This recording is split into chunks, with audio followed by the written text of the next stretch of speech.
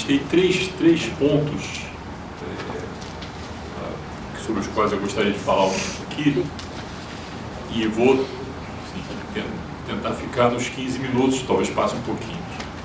Mas eu acho que tem três pontos que eu acho que são interessantes para a gente discutir. Uma questão é a questão da inserção comercial da América Latina nesse período mais recente.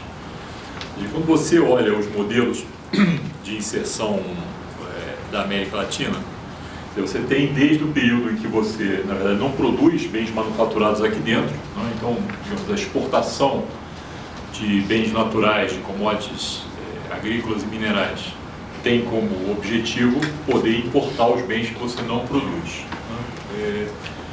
Depois de um período de substituição de importações, você passa a produzir uma série de bens aqui dentro, né?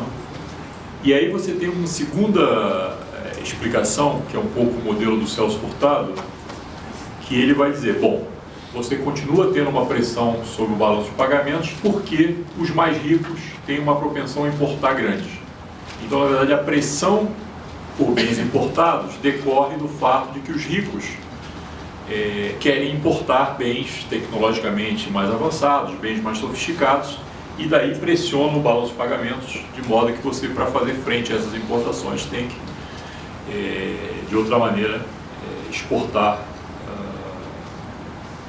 recursos naturais na forma de commodities agrícolas e minerais. No período mais recente, o que a gente vê é que não tem muita relação com isso, né? Na verdade, tanto no período dos anos 80 e 90, quanto no período mais recente, a pressão pela exportação, ela decorre da questão financeira. Ou seja, primeiro, nos anos 90, nos anos 80, com a crise da dívida externa, a partir da moratória mexicana, né? Você tem toda uma série de programas de ajuste, dado que o fluxo financeiro se interrompe para os países, não só da região, do mundo inteiro, né? E você daí tem uma pressão para obter esses recursos para pagamento de dívida na forma de um aumento de exportações. Essa situação se reverte nos anos 90, ou seja, os anos 90 são anos de disponibilidade de recursos financeiros a nível mundial, os países voltam a tomar esses recursos no cenário internacional, mas, digamos, ao final dos anos 90 se percebe que o custo de tomar esses recursos, na verdade, é um pouco o que a Sandra mencionou ontem, né, que valia, eu acho, para aquele período, um aumento da vulnerabilidade externa, ou seja, as crises financeiras que foram recorrentes a partir da segunda metade dos anos 90 expressaram esse problema. E aí você teve um outro ajuste dos países da região a partir do início desse século. Então, se você olha para o que estava acontecendo, você vai ver o seguinte: em 1990, ou seja, quando houve a mudança do cenário, posterior à crise das dívidas, e quando você vai ter essa reversão da disponibilidade financeira, os países da região, da América Latina, tinham um saldo comercial com o resto do mundo em torno de 25, 26 bilhões de dólares.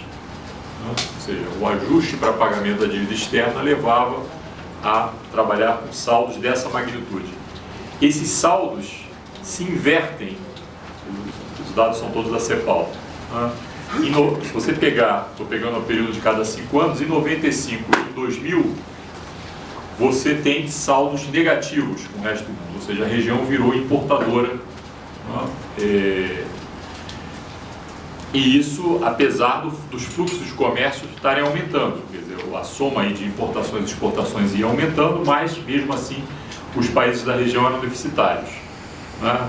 Alguma coisa em torno de pouco 6 bilhões de dólares em 95, isso já passou para quase 12 bilhões de dólares em 2000. Em 2005, quando você olha, os fluxos continuaram crescendo, né, nesse período todo.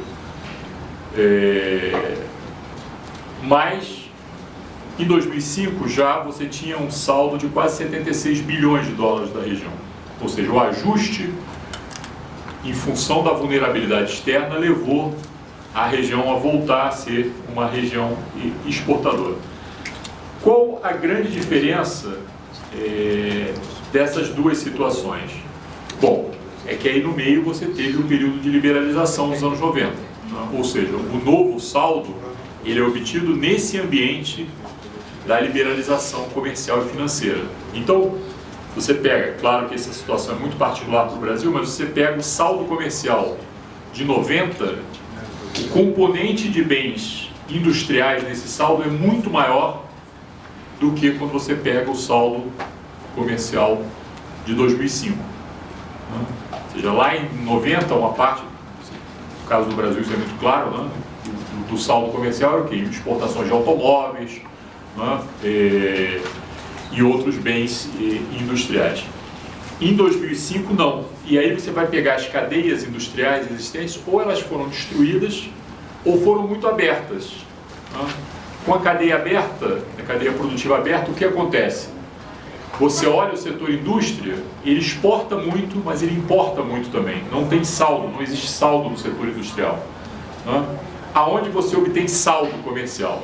Na exportação de bens primários. Então esse é o primeiro ponto. Em vários países o que tinha de indústria foi destruído, nos países que mantiveram um pouco de indústria, a indústria é extremamente aberta e você não gera saldos na área industrial. Você gera tanto importações quanto exportações. Então o saldo é gerado na área da exportação de bens primários, né? Ou intensivos em recursos naturais. Então esse eu acho que é o primeiro ponto a tomar em consideração. Segundo ponto é quando você olha, digamos, com uma lente mais precisa, né? Mais reduzida, sobre como que você faz esses saldos. Né? E aí você pode decompor esses saldos tanto por região quanto por setores. Né? Aí você vê um pouco o que já foi mencionado ontem, né? Ou seja, o crescimento da importância dos países da Ásia, né? E aí é particularmente a China, porque o que tinha de relações com o Japão até cresceu, mas já era o que você tinha desenhado antes, não cresceu muito, quer dizer, é basicamente a entrada aí forte da China, né? Como parceiro comercial importante. Então aumentam as exportações, a parte de exportações destinadas à China. Só que quando você olha por setor, o que acontece? Enquanto no comércio regional, dentro da região da América Latina, o componente de bens manufaturados é muito grande, e mesmo no comércio com os Estados Unidos, ainda você tem um componente de bens manufaturados acima de 50%, né? O comércio, tanto com a Europa quanto com a Ásia, ele é fortemente baseado em produtos primários. Ou seja, no caso, países como Japão e China, chega a 75%, 80% do comércio é o comércio de bens primários. Né? E se você somar isso, os bens primários propriamente, com os bens intensivos em recursos naturais e de baixa tecnologia, aí no próprio caso da Europa, isso já chega a 75% e vai para quase 90% no caso de países como Japão e China. Né? Então é um desenho muito complicado. Um debate que a gente poderia fazer em termos técnicos, né? Não políticos, mas em termos técnicos seria: bom, nesse quadro talvez a Alcatel tivesse sido até melhor do ponto de vista das cadeias de industrializados do que aumentar a sua dependência em relação à Europa e à Ásia, porque isso, digamos, te condenou de alguma forma a ficar mais dependente de bens, da exportação de bens primários. Então esse é um outro ponto que tem que ser levado em consideração. Obviamente esse argumento também é um argumento, digamos, de reforço à integração regional. Ou seja, quanto mais integrados regionalmente, mais a gente caminhará no sentido dos bens manufaturados, ou seja, de bens de maior valor agregado, de bens que pagam melhores salários para a sua produção, etc. Quanto mais a gente caminhar no sentido de aumentar, pelo menos o desenho que se tem hoje do comércio com a Europa, e especialmente com a Ásia, mais dependente de bens primários você fica. Isso é um dilema que tem que ser conversado. O terceiro ponto que eu queria levantar nessa conversa é a questão da energia, porque quando a gente está falando de bens intensivos em recursos naturais, uma parte desses recursos naturais que são consumidos é energia, né? E no caso de alguns bens, especialmente, né? Bens manufaturados, como os do setor químico, papel e celulose e alumínio, né? O consumo de energia é muito alto. Bom, e aí uma olhada rápida, para a gente falar um pouco de integração e desse tipo de consumo, sobre a estrutura energética da região, né? Na verdade, só cerca de 25% da matriz energética da América Latina é baseado em recursos renováveis, né? O resto é baseado em, especialmente, petróleo, um pouco mais de 40%, gás, 26%, carvão, um pouco menos de 5%, e, especialmente para consumo doméstico, você ainda tem enorme consumo de lenha, né? Com todos os impactos que isso tem. Do ponto de vista da América Latina, quando você discute e compara com os países da OCDE, se você toma a base em 1980, né, ou seja, você não está pegando o primeiro choque do petróleo, mas já está pegando os ajustes ao segundo choque de petróleo, né, o período da Revolução Iraniana, e de lá para cá o que aconteceu. Enquanto na Europa você cai cerca de 25% da intensidade energética da produção, na América Latina você mantém. Ou seja, se você usa o índice 100 lá em 80, em 2005, que é o último dado que tem, continua por volta de 100. Ou seja, você não reduziu nada do seu consumo de energia para produzir, né, comparado à produção, enquanto a Europa e os Estados Unidos, Canadá, Japão, esse conjunto de países reduziu esse consumo em torno de 25%. Então esse é o primeiro. E isso com essa matriz que a gente tem, muito baseada em recursos não renováveis, né? Os setores dentro do... Bom, você tem, digamos, produção de energia em vários dos países da região, né? Tanto petróleo, gás e eletricidade, né? Acho que grandes importadores da região praticamente são Uruguai, Chile, não sei se tem mais algum, depois eu vejo se tem mais. Uruguai e Chile são os grandes, especialmente o Chile. E essa energia, ela basicamente, você pega um agregado da América Latina, mais de um terço disso é para transporte.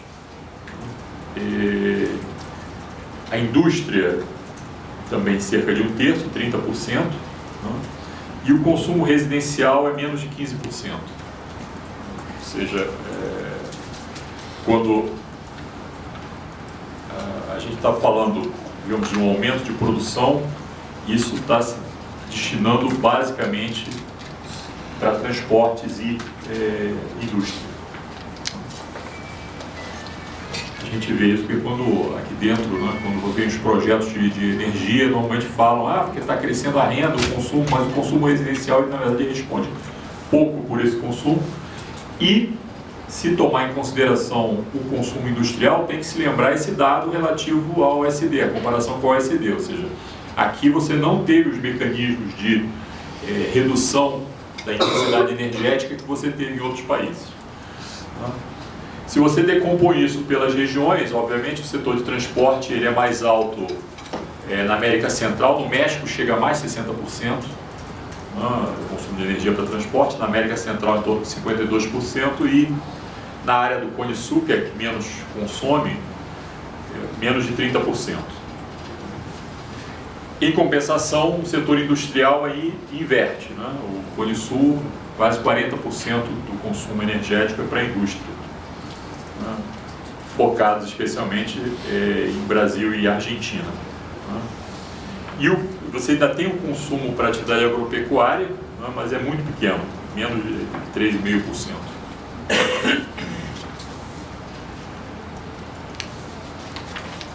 Então,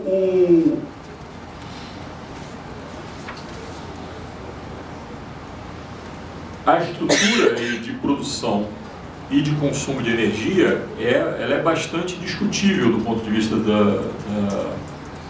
da região. E a montagem também de um processo integrado de matriz energética, mantida a base atual, muito complicado também, porque quase todos os países são exportadores de energia, né? Especialmente os que exportam petróleo, exportam focados nos Estados Unidos, né? Você integrar a matriz energética regional, na verdade, boa parte disso significa mudar a estrutura de produção, passando pelo sentido da hidroeletricidade, né? Com toda a discussão que isso representa e com o ponto que já foi levantado aqui antes, que é quando você entra nessa discussão dos projetos aí de infraestrutura, na verdade os projetos em si são um negócio. A gente está vendo agora, no caso do Brasil, até uma discussão, né, com a questão tarifária, mas isso em outros países também, a gente viu essa discussão lá no Uruguai também, né, quase uma discussão da reestatização do setor, porque você vai operar com rentabilidade tão pequena que só o setor público toparia operar nessas condições. Por quê? Porque aparentemente o negócio não é produzir ou distribuir energia, o negócio é construir, né? Construir e financiar os empreendimentos. Ou seja, você acaba, o que deveria ser um acessório, acaba virando o principal do negócio aí de energia, o que é uma coisa discutível, dado inclusive essa estrutura da matriz energética. Mas a gente tem que levar isso em consideração. Se a ideia é pensar uma matriz integrada, essa mudança tem que ocorrer junto com a mudança da própria matriz, passando aí para outras formas, basicamente para a produção de eletricidade a partir de todas as possibilidades, né? Hídrica, geotérmica, vento, termoelétricas, etc., né? E saindo do consumo direto dos bens não renováveis. E a própria matriz de transporte. E aí, digamos, você teria que pensar essas duas coisas, né? Porque são os grandes consumidores. Na verdade, quase 2/3 do consumo é transporte e a própria matriz industrial, né? Ou seja, você tem tanto, digamos, teria que trabalhar no sentido de que as empresas, e aí de novo, volta o problema que a gente discutiu ontem, né? Porque as empresas que atuam nos vários setores, elas são transnacionais. Quer dizer, como é que você domina os vários setores? Né? Como é que... Não, se você puder repetir um dado que você deu, você falou que no Cone Sul é 40% do consumo, né? Era indústria e transporte e consumo agropecuário. Que era comparando com a Europa. É quase 40%, 36% em indústria e transporte, no caso do Cone Sul, cai para 28%. Mas então é isso, você teria que, essa discussão, né, ela passaria, digamos, teria duas vertentes. Uma é a própria discussão sobre a estrutura do consumo, porque a parte minoritária do consumo hoje é o consumo das famílias. O grande consumo é a matriz de transportes, né, que é muito baseada em petróleo, basicamente, né, e o consumo industrial, porque os padrões aqui não são os padrões da OCDE. Na verdade, uma parte do consumo de energia aqui são indústrias de lá que foram transferidas para cá, que são altas consumidoras de energia, né? Então teria que fazer essa discussão. E do outro lado, como é que você muda a matriz, porque integral na estrutura de produção que você tem hoje, na verdade os países são competidores, né?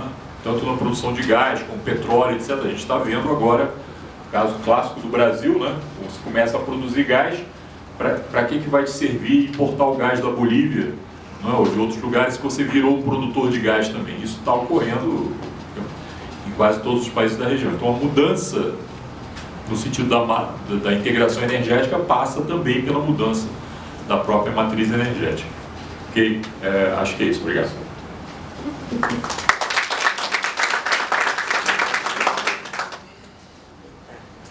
Obrigada, Ademar.